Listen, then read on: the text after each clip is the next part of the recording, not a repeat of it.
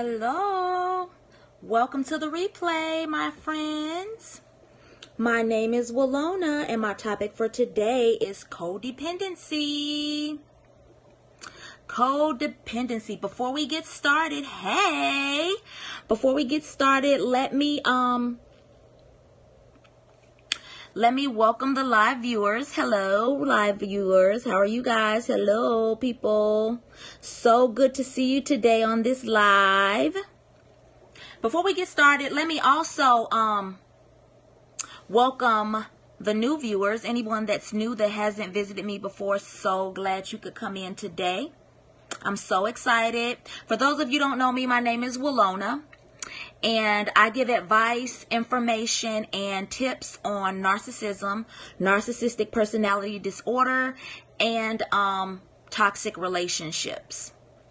And today we're going to talk about codependency. Codependency. So we're going to go ahead and get started. Give me some hearts, you guys. Hi, LaPortia. How are you? Share this broadcast. Today we're talking about codependency. Now we're going to go ahead and dive into the topic. And we're talking today about codependency and how it relates to narcissistic personality disorder. Codependency basically is a dysfunctional helping relationship where one person supports and enables another person's addiction, poor mental health, immaturity, irresponsibility, or underachievement in any type of way. Some people refer to it as relationship addiction. You know, you focus on other people at your own expense. And this relationship is usually one-sided. And it's where one person relies on the other person for all of their emotional and self-esteem needs. It's like a one-stop shop. You ever meet the kind of people who say things like, I just love to take care of people. You know, I always put people before myself. Like it's a good thing. You know, they try to make it a good thing, but it's not. You know, it's likened to, you know, when you take a flight on an airplane and the flight attendant is giving you the instructions to for if there's an emergency situation, and they usually always tell you that if the oxygen bag drops down, to make sure that you put on your oxygen mask first before helping your friend. And there's a reason for that. And the reason for that is because you can't help anyone until you help yourself. You can't save another life unless your life is safe from danger and whole and complete. So that's the reason for that. Codependents, they lack self-esteem and they have unhealthy relationships with themselves, and they put everyone above themselves. With narcissists, they have unhealthy relationships with themselves as well, but it's the exact opposite. You know, they put themselves above everyone else. LaPortia says you can't pour into others. Absolutely. Absolutely. And I'm going somewhere with that too, LaPortia, because narcissistic people are empty. And so codependents don't know that. And so when we talk about codependents, like I said before, they're really selfless people. And narcissists, on the other hand, are selfish people. And so they're both not healthy. They're both not in a healthy place. And narcissists don't have a problem using people for their own selfish purpose. They'll exploit relationships and people with no feelings of guilt or remorse at all. You know, you may see on the surface false remorse, but it's false, it's fake, and they do it to keep stringing you along for their needs. You know, they love to take advantage of you. And they don't have a problem placing blame on you or anyone else, mainly you though, you know. And they can never see any part that they have in any wrongdoing, ever. And it's so easy for these two types of people to fit together. It's like unhealthy puzzle pieces just perfectly fitting together. Or a better example is like a magnet. You know, they say opposites attract. So a magnet is kind of a better example I can give you. Because one person is saying, I'm going to help them. I'm going to change them. I'm going to be there for them. They need me, you know. And the other person is saying, I'm going to use them for all my emotional needs. I'm going to dump all my baggage on them. I'm going to place blame on them. This is going to be so wonderful. You know, they want to help me. They're going to validate me, and they're going to keep me afloat. That's what the narcissist is saying.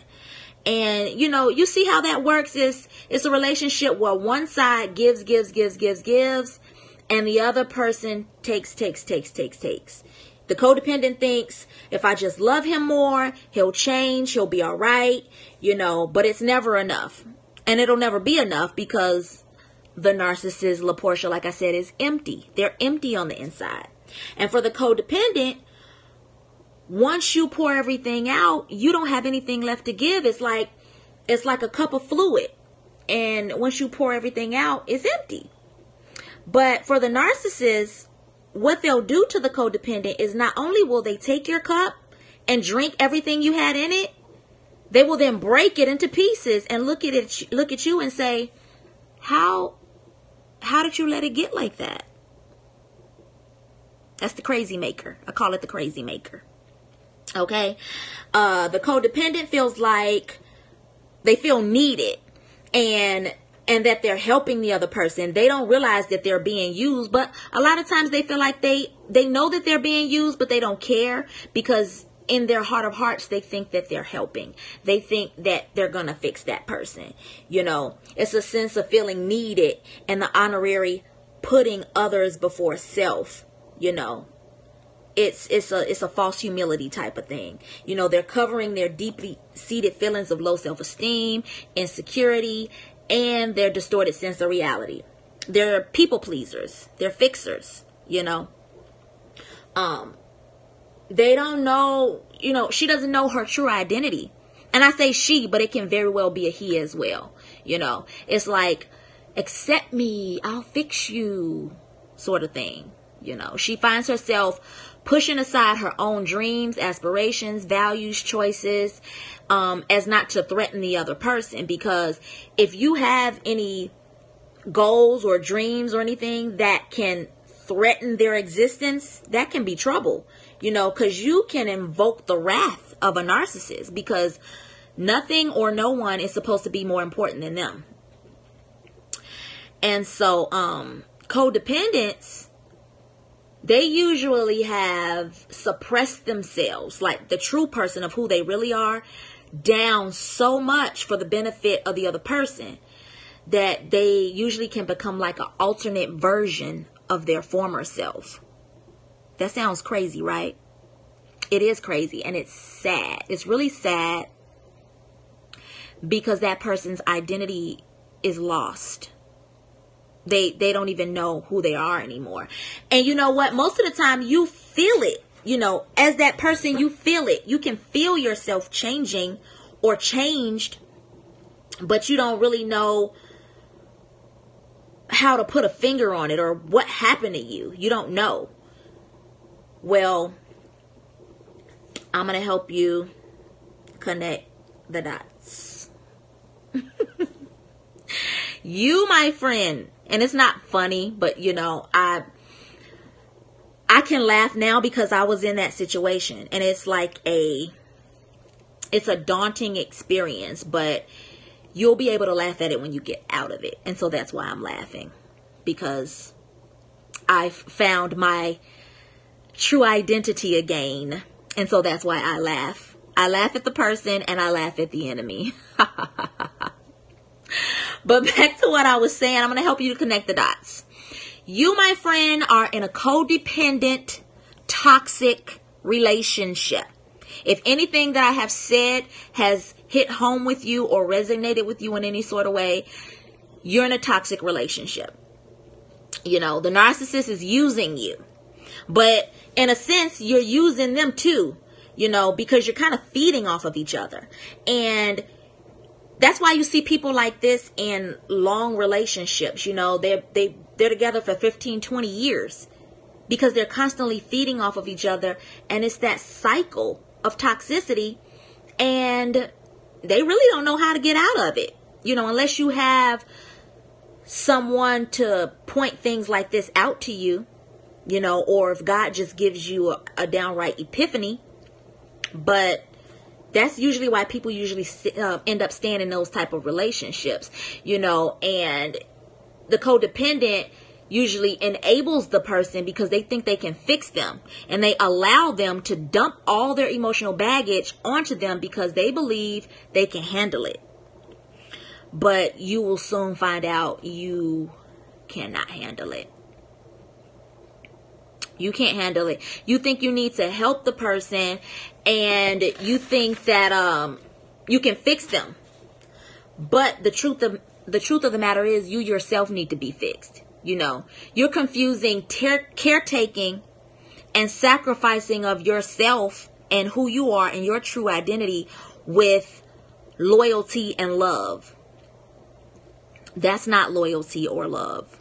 That is you demeaning yourself and sacrificing your identity for another person. That's not love, and it's not loyalty. And I just want to say too, a narcissist is a codependent as well. And I just want to say this. A narcissist can be a codependent, but a codependent cannot be a narcissist. And I'm going to tell you why I say this. Because a codependent, they don't exhibit the traits of a narcissist. The traits of in a sense of entitlement, lack of empathy, exploitation, and manipulation. Codependents don't have those traits. That's why they're in the situation that they're in, because they want to take care of people, they want to help people, they want to fix people, and they want to please people. And so they don't have those traits. But with the narcissist, they can't change. What you see is what you get, pretty much.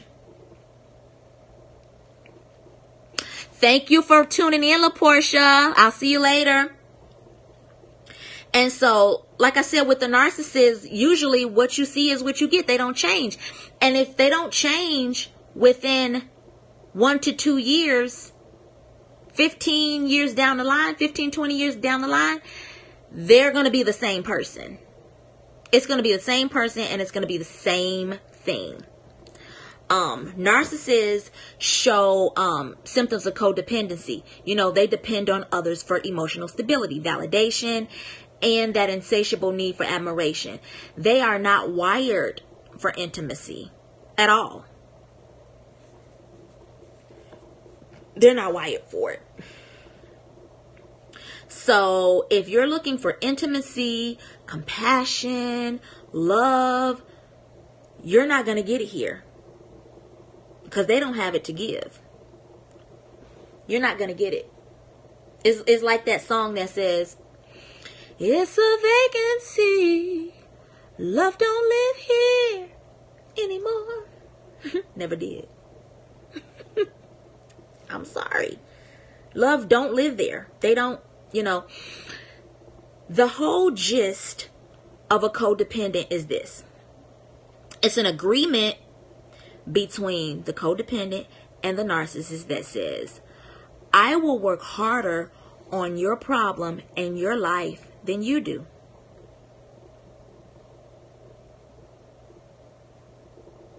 I'm going to say that again. The whole gist of the relationship between the narcissist or the toxic person and a codependent is, I will work harder on your problem in your life than you do. That's what you've been doing. Not me. Nay, nay, nay, nay, nay, nay. Oh, nay, nay, nay, nay, nay. Not anymore. Why would I work harder on your problem than you're working? Now, I will work as hard as you on your problem with you.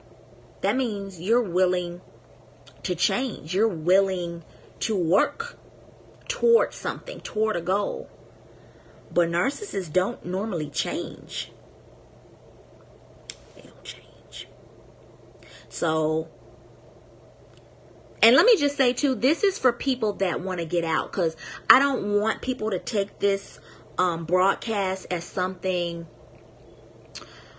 that's trying to encourage people to leave their marriages and leave their relationships on a whim or anything like that. But if this is resonating with you, you know who you are, you know. So if you want to stay, by all means, stay. Because I did for a very, very, very long time, until I got to the point where I saw this is not changing. But this is for people that are ready to get out. And so I'm telling you from experience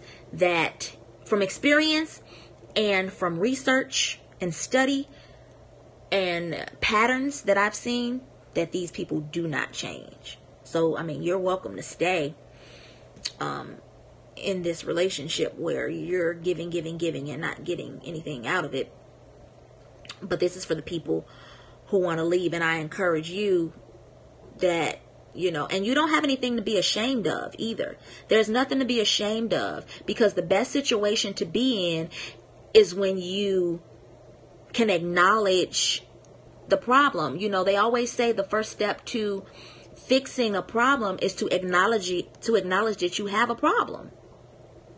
So it's nothing to be ashamed of. People go through things like this all the time. People have gone through far worse things. So it's nothing to be ashamed of at all. You want to be able to recognize it, point it out for what it is, rip the covers off of that thing, expose it, so that you can begin the healing process. You know, because you can get out. You can change. They can't change. You know, they can't change. And that's sad for them. But it doesn't have to be sad for you. I read an article somewhere. I read a quote somewhere. And it says that you are not required to set yourself on fire to keep other people warm.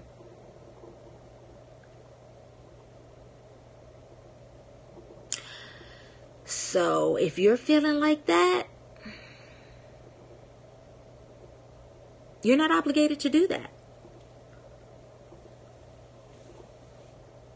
You're not obligated to do that. You don't have to feel obligated, you know, or even honored to think that it's noble to be a people pleaser, to be a fixer.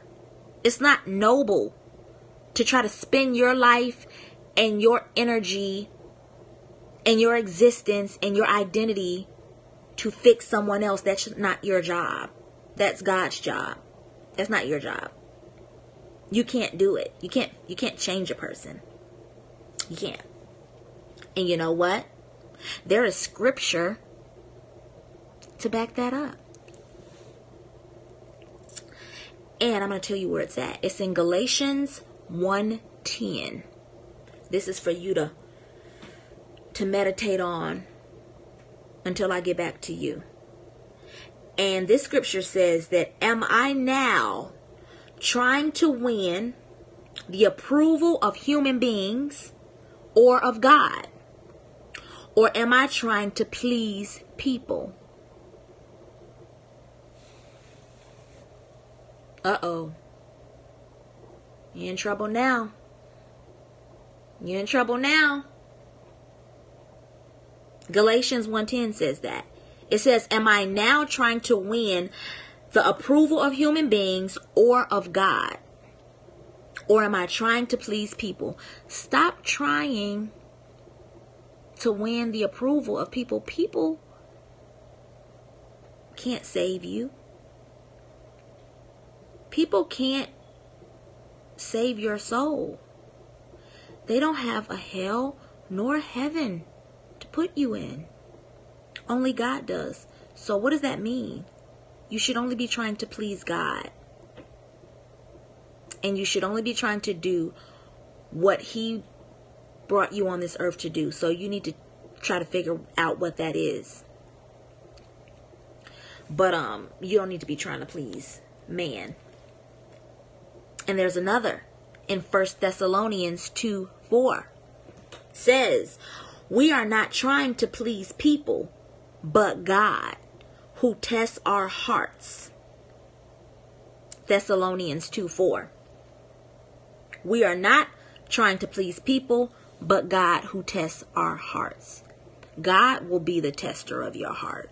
If you have someone, a person that is fickle with you and manipulating you and testing your heart, that's not a good situation to be in, and it's going to deplete you emotionally and mentally. It's going to deplete you. So you're only here to please God.